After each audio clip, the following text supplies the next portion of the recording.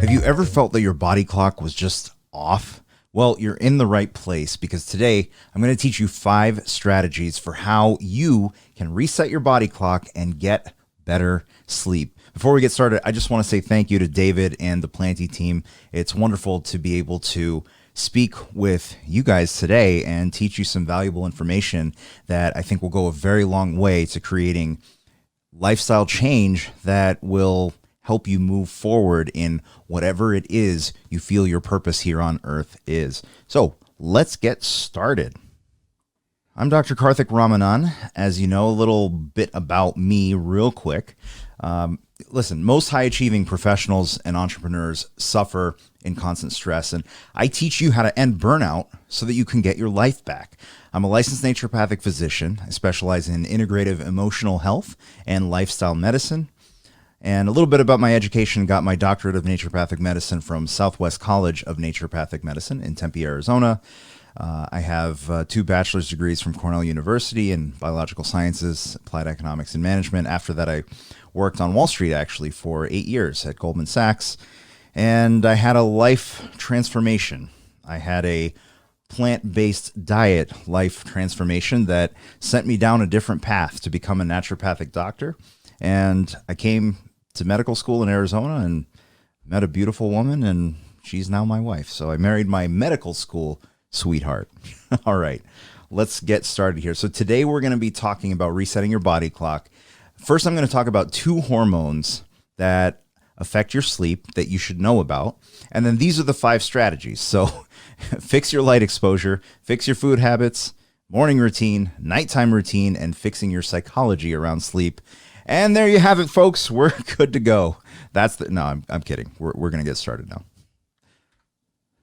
All right, melatonin and cortisol. So these are 2 hormones. You can think of melatonin. You've heard of it. It's a supplement, right? But your body produces it, and it is basically your stay asleep hormones. The levels are orchestrated by the hypothalamus. The hypothalamus is this gland inside your brain that is really your master regulatory gland. Think of it almost like a thermostat. It has various functions in the body like a thermostat, and one of which is to regulate melatonin levels. So one thing to know about melatonin is that it is secreted in the darkness. So it's only when you are exposed to dark that melatonin levels rise. Light actually turns off the melatonin production. The other hormone that we're talking about is cortisol. Cortisol is the opposite. So if melatonin is your stay asleep hormone, cortisol is your alertness and also a stress hormone. And this is also orchestrated by the hypothalamus in the form of the HPA axis. If you've ever heard of adrenal fatigue, it's really a dysfunction in the HPA axis. And what we have here are basically the curve of melatonin and cortisol during the day. So what basically here, let's get this laser pointer going. All right, fancy. All right, so here, this chart from this study starts at 11 a.m. and goes to 8 a.m. the following morning. So when you look at melatonin, it's going to be low in the morning. And then as we approach the evening hours here, so this is 8 p.m. onward, it starts to rise and it stays risen through the night. And then in the morning, as you wake up, the levels drop and then you restart the cycle the following day.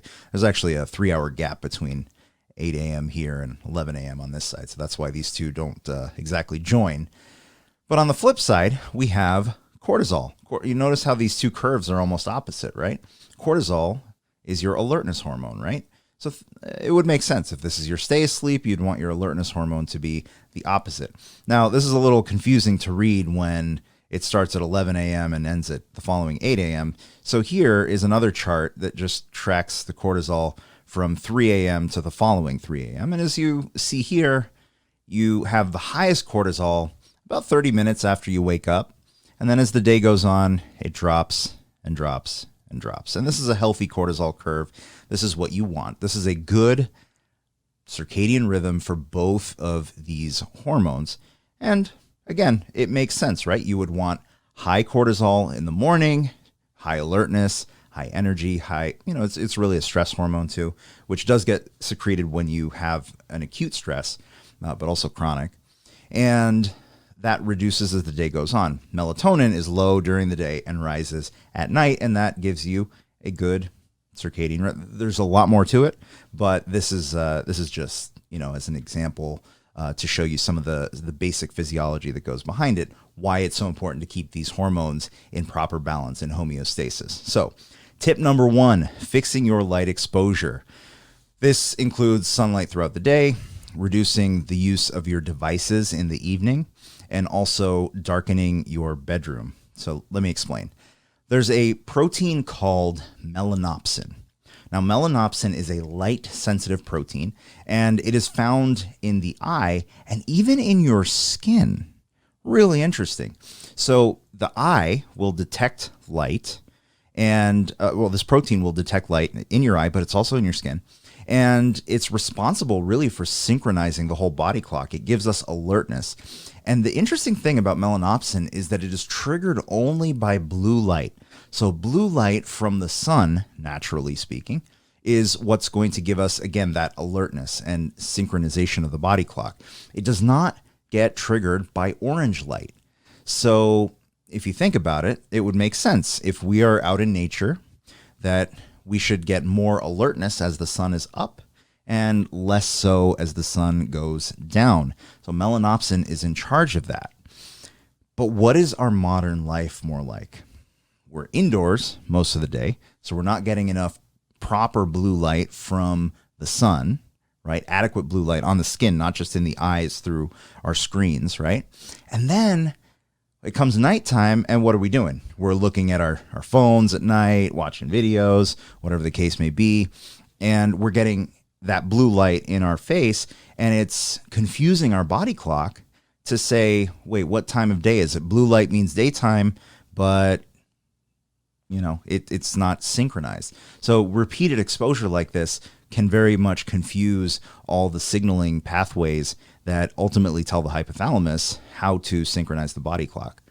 So it's important to reduce the exposure at night to these devices. And if you are going to use a device at night, use the blue light blocking feature. So our cell phones these days have, like on an iPhone, there's night shift. So that blocks the blue light, or at least shifts the color temperature more toward that warmer orange type of tint.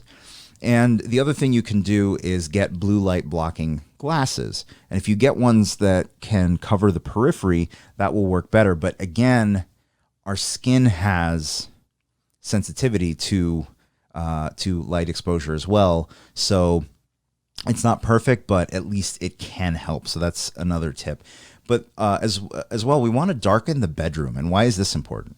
Well, again, melatonin is secreted in the darkness. And we want to make sure that the photoreceptors that are in our skin are also exposed to that darkness. So if you are on a busy street, or there's street lights outside, whatever the case may be, you want to get blackout curtains so that you can completely block out all the light that comes in from the outside. Now, that might make it a little bit challenging to wake up with the sun in the morning. But one thing that you can do is get a wake up light alarm clock. So this is basically an alarm clock that lights up in the morning, and some of them simulate a sunrise. They can work quite well. But also, don't bring your phone into the bedroom. And I will harp on this big time. Do not bring your phone into the bedroom. Yes, I mean, it might be your alarm clock, but it doesn't have to be. It doesn't have to be, because think about what happens in the middle of the night. You have to go up to go to the bathroom. You come back and let me just check my phone. And before you know it, you're on Instagram for 10 minutes and you've screwed up your your body clock for that following day, right? So you don't want to even give yourself that possibility. Leave your phone in another room and don't see it until you have completed your morning routine. So let's get to that coming up here in a little bit. But the next one is fixing your food habits. Your chronobiology is actually affected by your food pattern. So that is your time biology. Food used to be scarce. Okay. We have all these intricate systems in our bodies for conserving energy and nutritional resources. And feeding throughout the day, we've been told, 3 meals a day, all that. It's fairly unnatural. So if we're in a constant fed state, we fail to establish the daily rhythms that our metabolism and our gut microbiome have really come to expect over our evolution. So one way to help with this is what's called time-restricted feeding. Now, you may have heard of intermittent fasting. It's kind of the same concept, except that with intermittent fasting, there's the implication that you're eating less. But time-restricted feeding just means you eat the same food, just in a smaller window of time. So you can start with a 12-hour window and start to restrict that down. Now, the other thing is also eating food toward the beginning of the day. Research has shown to have beneficial effects for the circadian clock, as well as even for weight loss. Because if you think about it, our cortisol, right, was high in the morning, right, after we woke up, and then lowered throughout the day. If we were out in nature, wouldn't it make sense that when we have high alertness, high cortisol, that would be a good time to go gather food and eat? It would make sense, right? And as the day goes on, you wind down. Digestion takes out about 30% of the body's energy usage. And would it make sense to be spending that much energy and creating that much thermal heat, body heat, when you're trying to go to sleep in the end of the night, when you need a cool environment in your bedroom to fall asleep? It really doesn't make as much sense. So if you shift your eating toward the beginning of the day and less so toward the end of the day, that can have beneficial effects as well. And the last one is really reconsider coffee. Consider eliminating coffee, because stimulants can really disrupt your sleep pattern even hours later. And the need for a stimulant like coffee in the morning is an indication that you might not have as strong of a cortisol response in the morning as you might want. And maybe the caffeine is just covering that up. Let's move on. Morning routine. A good night's sleep starts the morning before. So the first thing you want to do when you get up, remember, we've put the phone in another room. We're not waking up with our phone. When you wake up, you're in a clear headspace. Nobody has gotten into your head at all to that point, right? So you want to keep that as long as you possibly can so that you can set your intention and plan and visualize your day ahead. So you can start your day with meditation, with prayer, with journaling, anything that gets you centered and focused on your goals and your mission for the day before you look at your phone. The other thing is, in the morning, if you're going to get sunlight, you want to focus on getting sunlight exposure. Getting it in the morning is the most valuable, because again, that's when we're telling our body we are alert, the sun is up, we are up, cortisol is up, right? Getting that sunlight exposure for 20, 30 minutes in the morning is excellent, along with exercise. So an excellent way to do this would be getting a morning walk or a morning jog outdoors. Again, to go with the nutrition side, a morning meal would be a good way to focus, as well as considering eliminating coffee. The other thing I wanted to mention about fixing your food, listen, we're here, whole food, plant-based diet, obviously a good way to go across the board for various reasons, but here as well.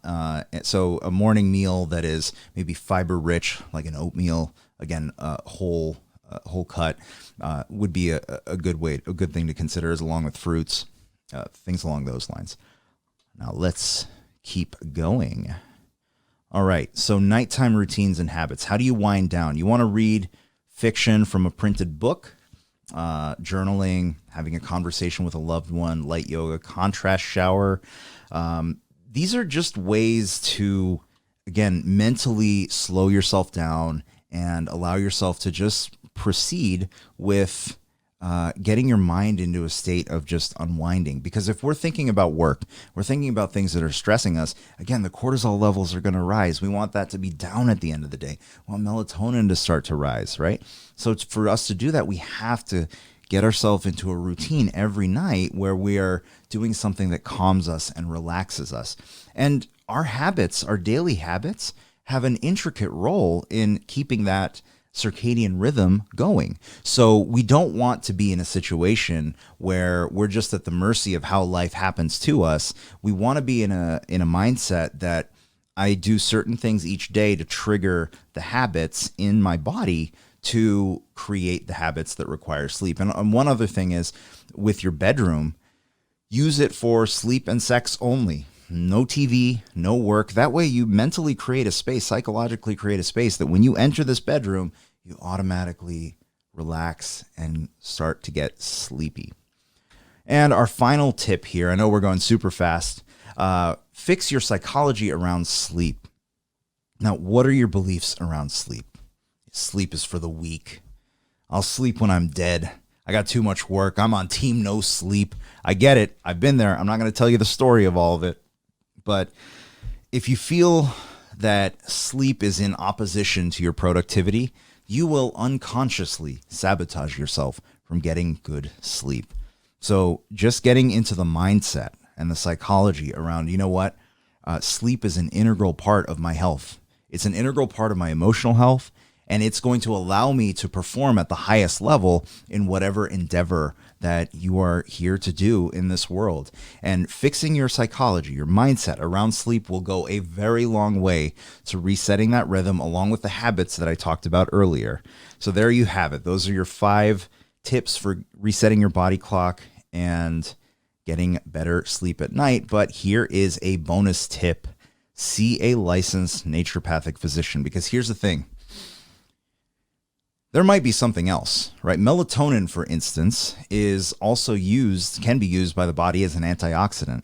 If let's say you're not consuming enough whole plant foods and you don't have enough antioxidants in your body, there might be some other needs going on in your body. Melatonin's being used up there. Well, that means there's less melatonin available to help you stay asleep. So if it's really important to work with a licensed naturopathic physician or integrative doctor who can really run the tests and look at everything that's happening in your body to truly understand what type of supplementation or what type of lifestyle change can really help you get to that next level.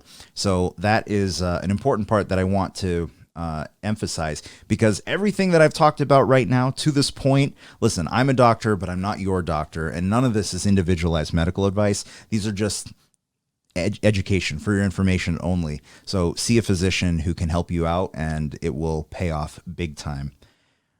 Lastly, if you want to connect with me, my website is drknmd.com or drkarthikramanan.com. That's just a shorthand. You can find me on YouTube. I have a ton of free actionable information there, along with guided meditations, motivational speeches on my YouTube channel there. If you want to join our Emotional Health Warriors private Facebook group, that's the link. And if you want some daily knowledge and inspiration, I go live every week, 5 days a week, every weekday, on another private Facebook group, the Insiders Club, where I do guided meditations, motivational speeches. I teach about topics like this. It's very interactive and incredible community. So if you want to learn more about that, join insidersclub.com. Thank you very much. I hope you've enjoyed this presentation, and please do reach out to me. I'm on the other social platforms as well. If you just search my name, Instagram, etc. And I'd love to connect with you. I'd love to know what's going on in your world and how I can help you get to the place that you want to be, because you deserve to get your life back. I believe in your greatness.